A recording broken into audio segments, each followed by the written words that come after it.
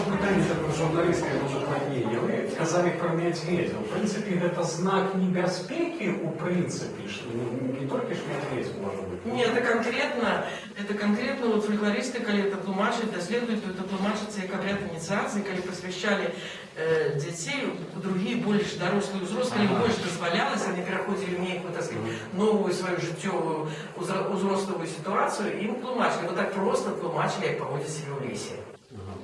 Вот этот вот гульник тлумачится детям, как эта модель вот в лесе поводит, то есть не страшная такая житие, это страшно медведя встретить, когда будет себя обнюхивать, да? А вот в гульне это такая.